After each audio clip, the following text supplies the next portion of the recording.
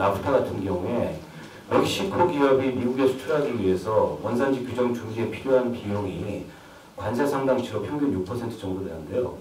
관세 혜택이 4%대인 걸 고려하면 FTA 체결 효과가 거의 없습니다. 이게 이제 남일이 아닐 수 있다는 거예요. 이런 상황에서 지금 AO 인증도 건당 뭐 3천, 5천만 원씩 하는데 이 원산지 인증 복잡한 이런 절차나 그에 대한 비용까지 고려를 하면 중소기업들이 과연 이걸 활용할 수 있겠는가?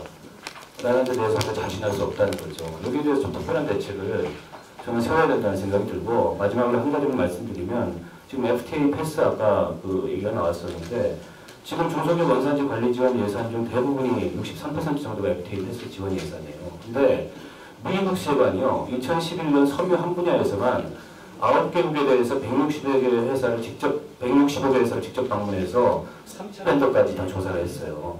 정말 꼼꼼하게 원산지 검증을 하고 있는데 이런 상황에서 절차만 간소화한다고 이게 능사가 아닙니다.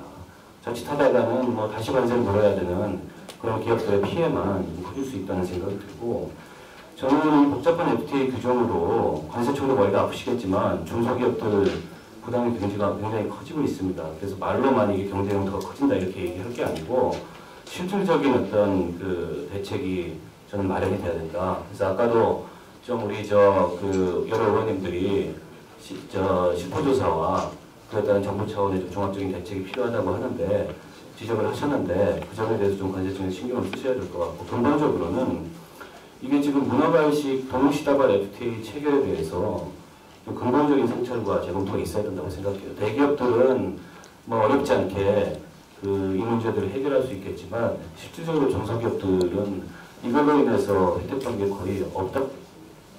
이런 점에 대해서 좀 대책을 세우셔야 된다고 생각합니다. 이상입니다. 좋은 지적 말씀드려서 감사드리고요. 저희 관세청에서 FTA 중소기업들이 FTA를 잘 활용할 수 있도록 지원하는데 금년에 해경력을 집중해서 지금 진행했는데 아직까지 상당히 실적은 좀 미흡하다고 생각합니다. 그래서 이거는 하루아침에 될 문제는 아니고 지속적으로 좀 꾸준히 추진하면 한 2, 3년 하게 되면 아마 장착되지 않을까 이렇게 생각을 하고요.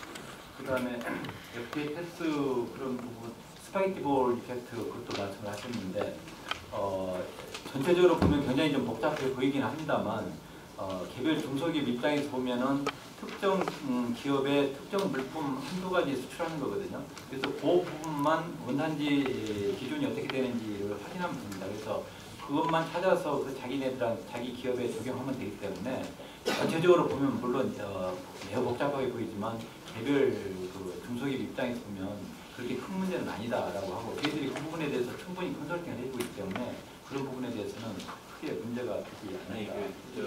지금 청장님 말씀이셔서 중소기업들이 지금 설문조사 해보면 그렇지 않다고 얘기하는데 충분히 컨설팅을 하고 있고 어렵지 않은 문제들 이렇게 얘기를 하시니까 현실과 많이 동떨어진 답변을 하시는 것 같아요. 원산지 검증이 어려운 건 사실이고 부담을 많이 느끼고 있는 건 사실입니다. 그래서 저희 관세청에서 적극 지원해서 그런 부분들의 어려움이 해소될 수 있도록 노력하시는 건 좋고요. 관세 이게 대양상에서 조사한 결과 말고 관세청에서 한번 중소기업들 상대로 꼼꼼하게 설문이나 실태조사를 좀 해보십시오. 예, 그렇게 하겠습니다. 박항수 의원님.